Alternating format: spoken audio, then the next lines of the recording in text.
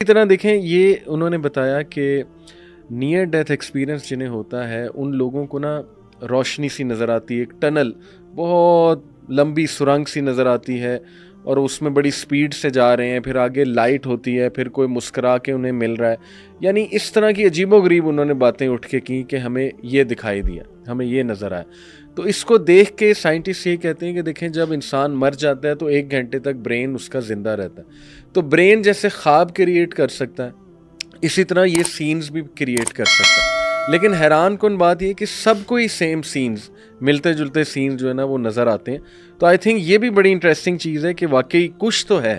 دیکھیں بات یہ ہے کہ اللہ تعالیٰ نے نیند کو موت کی بہن قرار دیا، صحیح، اور بلکہ قرآن میں اللہ تعالیٰ نے فرمایا کہ موت ہے، نیند بھی موت ہے، صحیح، فرق صرف اتنا ہے کہ اس کے بعد انسان کی دوبارہ زندگی ہو جاتی ہے، اس کے بعد نہیں ہوتی۔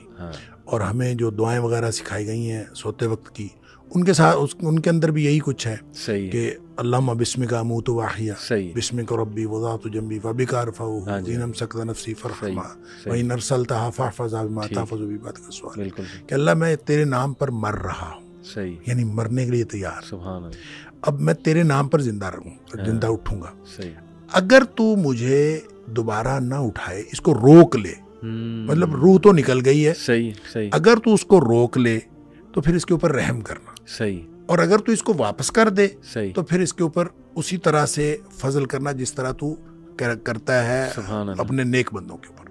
اب یہ دیکھیں یہ بالکل کلیئر کٹ ہے کہ یہ موت بھی جو ہے، یہ نیند جو ہے یہ بھی موت ہے۔ تو اس کے درمیان میں ایک ہے بے ہوشی، صحیح، صحیح، کہ آپ سینس لیس ہو جاتے ہیں کسی وجہ سے۔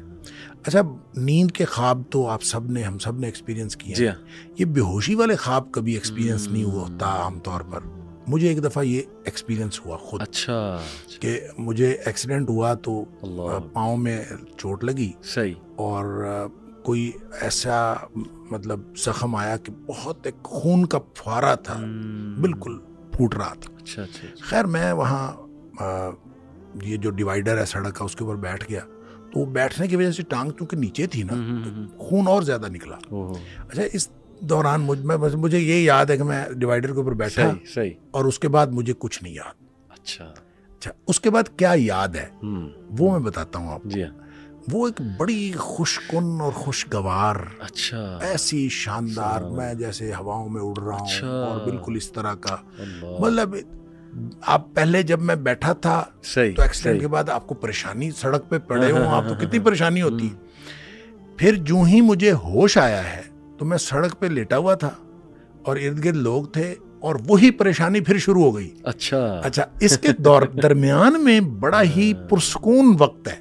اچھا، ویری انٹرسٹنگ۔ تو میں یہ کہتا ہوں کہ اگر موت ایسی ہے تو انشاءاللہ وہ تو راحت کا سامان ہے، جیسے نبی پاک صلی اللہ علیہ وسلم نے فرمایا، وہ صبح و شام کی دعاؤں میں جو دعا آتی ہے، اللہم اصلح لی دینی الذی هو عصمت امری واصلح لی دنیای التی فیہا معاشی واصلح لی آخرتی التی فیہا معادی واجعل الحیات زیادۃ لی فی کل خیر واجعل الموت راحۃ لی من کل شر۔ اللہ میری موت کو ہر قسم کے شر سے راحت کا سامان بنا دے۔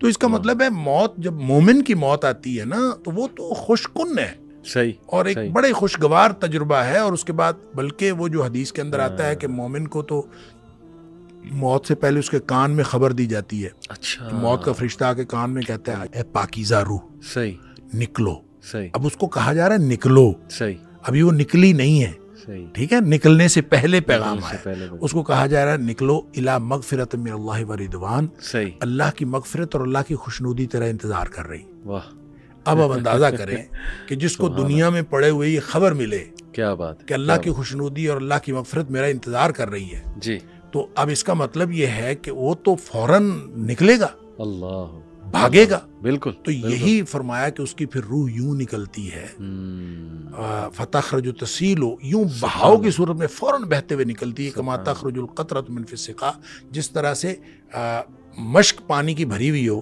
اور اس میں سے اس کا بند کھول دیا جائے تو فوراً پانی نکل جاتا ہے۔ صحیح، اب یہ مشک کی، یعنی آپ بوتل پانی کی بھری ہوئی ہے نا، اس کو آپ الٹ دیں تو فوراً پانی نہیں نکلتا. اس کو کھول کے آپ الٹ دیں تو فوراً تو پانی نہیں نکلتا. بالکل صحیح. مشک جو ہے پانی کی، وہ چمڑے کی مشک ہوتی ہے، اس کا دھانا اور اس کا پیٹ برابر ہوتا ہے. جی جی جی جی. اور اس کو اگر باندھا ہوا ہو جی تو اس کو کھولتے ہیں تو وہ فوراً نکل جاتا ہے، کیونکہ اس کا دھانا اور پیٹ برابر ہوتا ہے. صحیح صحیح صحیح صحیح. لہٰذا یہ مثال یہ بتاتی ہے کہ جب مومن کی موت آتی ہے تو انتہائی خوشگوار مرحلہ اس کے اوپر آتا ہے. پہلے بھی مشکل ہوتی ہے، بعد میں مشکل ہوتی ہے، اور یعنی اس کو پوری زندگی پیچھے مشکل ہوتی ہے. جو ہی آتی ہے تو اس کے بعد اللہ تعالیٰ اس کو آسانیاں پیدا کر دیتا ہے، اور وہ جو آسانیاں ہیں پھر آگے انشاءاللہ آسانیاں ہی آسانیاں ہیں. تو یہ موت کا جو مرحلہ ہے ایک گویا یعنی جب نیند کے ساتھ نیند اور موت کی مشابہت ہے تو اس کا مطلب ہے کوئی کیفیت تو ایسی ہے، وہ لائٹ کی ہو، وہ جیسی بھی ہو، اور میرا خیال ہر ایک کے اعمال کے مطابق ہوگی. جیسے نبی کریم صلی اللہ علیہ وسلم نے فرما دیا کہ مومن کی موت اور طرح کی ہے، کافر اور منافق کی موت اور طرح کی ہے، لہٰذا دونوں کی موت میں فرق ہے. اچھا شیخ، آپ نے ویسے خود بھی مینشن کر دیا، لیکن دوسرا بڑا امپورٹنٹ سوال یہ ہے کہ روح کس طرح سے قبض کی جاتی ہے، مومن کی کس طرح سے، کافر کی کس طرح سے، پھر اس کی پوری جرنی ہے ایک لمبی حدیث میں کہ وہ 7ویں آسمان تک جاتی ہے، پھر قبر تک کیسے آتی ہے. اور سورہ قیامہ میں شیخ جو ہے کہ ٹانگ کے ساتھ ٹانگ جوڑ دی جاتی ہے، غالباً یہ الفاظ ہیں، تو وہ کیا ہے موت کے ٹائم؟ یہ تو والتفت الساق بالساق. اچھا، یہ جو موت کے ٹائم کفن جب باندھ رہے ہو، موت کے وقت جب ویسے بھی جب اگر کوئی نہ بھی باندھے تو جب آدمی کسی کی بھی موت ہو رہی ہوتی ہے تو وہ ٹانگ سے ٹانگ رگڑی جا رہی ہوتی ہے. صحیح صحیح، وہ بھی اس سے مراد ہے، اور جو اس کا باندھ دینا ہے وہ بھی اس سے مراد ہے. ٹھیک ہے ٹھیک ہے. تو ایسی کوئی بات نہیں ہے کہ وہاں سے نکالی جاتی ہے روح؟ ہاں، یہ بھی یہ ہے. یہ دوسری حدیث میں ہے. یہ تو قرآن کی بات ہے نا والتفت الساق، لیکن یہ بات حدیث میں ہے کہ جو جان نکلتی ہے وہ پاؤں کی طرف سے شروع ہوتی ہے اور نکلتے نکلتے یہاں تک آتی ہے. اچھا. اور وہ جو نرخرے سے معلم یغرغر ہے نا، کہ اگر یہاں سے آواز آنے سے پہلے توبہ کر لے تو توبہ قبول ہوتی ہے. اللہ، صحیح.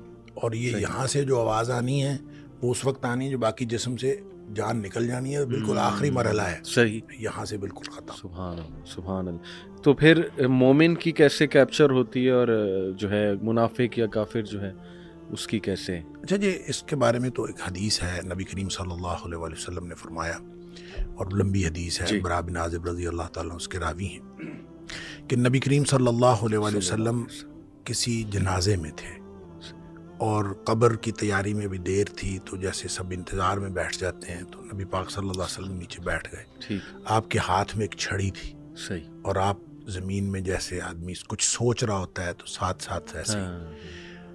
تو پھر آپ نے اس موقع پر ایک بات ارشاد فرمائی. اچھا. پھر آپ نے دونوں کیفیتوں کو الگ الگ بتایا. آپ نے فرمایا جب مومن کی روح نکلتی ہے تو فرشتے آتے ہیں، ملک الموت جنت سے کفن لے کے آتے ہیں. صحیح. اور وہ جیسے میں نے پہلے بھی عرض کیا کہ وہ آ کے فرشتے سارے اپنی اپنی ڈیوٹیاں لگ جاتی ہیں، اور پھر وہ اس کے کان میں آ کے کہتا ہے ایتھا النفس الطیبہ، اے پاکیزہ روح، صحیح نکلو، صحیح اخرجی الی مغفرۃ من اللہ ورضوان، سبحان اللہ کی مغفرت اور اللہ کی خوشنودی کی طرف نکلو. اللہ. تو پھر وہ تو فوراً نکلتی ہے نا، مطلب اس کا مطلب وہ تو خوش ہوتی ہے، وہ تو نکلنے کے لیے پھر دیر ہی نہیں لگتی. اور وہ جیسے پانی کی مشک بھری ہوئی ہے تو بند کھول دیا جائے، تخرج تسیل کما تخرج القطرۃ من فی السقا، وہ نکل جاتی. ٹھیک. تو دوسرا جو ہے، جب وہ مومن کے علاوہ کافر اور منافق کی موت کے لیے جب فرشتے آتے ہیں تو نبی کریم صلی اللہ علیہ وسلم نے فرمایا وہ جہنم سے بدبودار کفن لے کے آتے ہیں.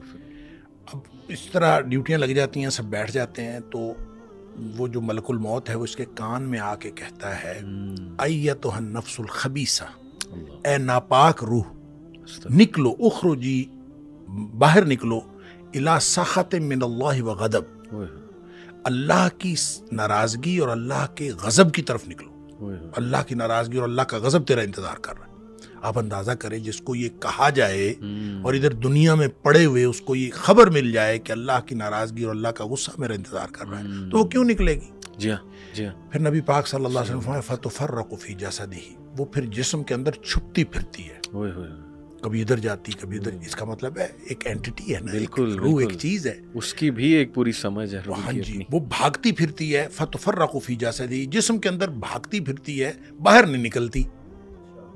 تو پھر فرشتے جو ہیں وہ فینزعہ, وہ پھر اس کو کھینچ کر نکالتے ہیں. اللہ اکبر. اور پھر اس کی جو نبی پاک صلی اللہ علیہ وسلم نے مثال بیان فرمائی, کما ینزع الصفود من الصوف المبلول, جس طرح سے گیلی اون ہو اور اس کے اندر گرم سلائی لوہے کی رکھ دی جائے اور پھر اس کو کھینچا جائے ایک طرف, ظاہر روئی وہ اون جو چمٹ جائے گی, تو اس کو ایک طرف سے کھینچیں گے تو وہ تو تار تار ہو جائے گی.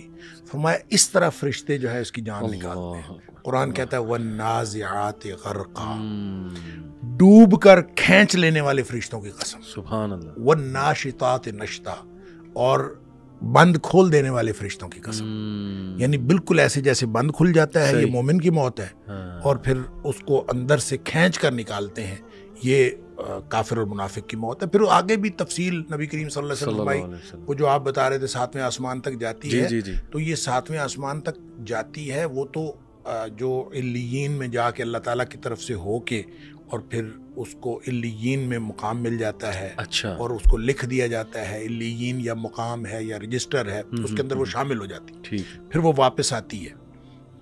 اسی طرح جب منافق کی اور کافر کی روح جاتی ہے تو اس کو بھی فرشتے پکڑ کے لے جاتے آسمان کی طرف ہی ہیں جی, لیکن آسمان کے دروازے ہی نہیں کھولے جاتے.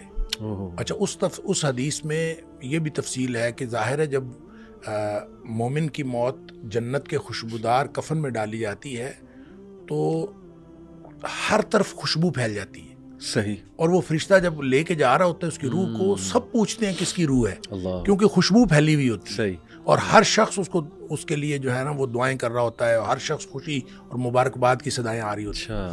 دوسری طرف جب وہ کافر کی منافق کی موت وہ جب آتی ہے تو اس کی بدبودار کفن ہوتا ہے اور بدبو پھیل جاتی ہے سارے چار چفیرے ہر عالم. صحیح. جب وہ ہر طرف بدبو پھیلتی ہے تو ہر کوئی جو ہے نا اس کے اوپر لعنت کر رہا ہوتا ہے. پھر وہ لے کے آسمانوں کو چڑھتا ہے, آسمان کے دروازے ہی نہیں کھولے جاتے. قرآن میں بھی آتا ہے کہ اس کے لیے آسمان کے دروازے ہی نہیں کھولے جاتے. اچھا, اس پر پھر حدیث میں آتا ہے کہ وہ فرشتے پھر اس کو وہاں سے چھوڑ دیتے ہیں. اچھا. وہ پھر گرتی ہے نیچے, یعنی جو جہنم ہے وہ پستی کا استعارہ ہے. صحیح. اور جنت جو ہے وہ اونچائی کا اور بلندی کا. علیین جو ہے وہ بھی بلندی کی بات ہے, سجین کوئی بہت پستی کی بات ہے. جب فرشتے اس کو لے کے جاتے ہیں اور آسمان کے دروازے نہیں کھلتے تو وہ چھوڑ دیا جاتا ہے اس کو. صحیح. اور وہ پھر گرتی ہے نیچے گہرائیوں میں, کہاں جاتی ہے اللہ کو معلوم ہے.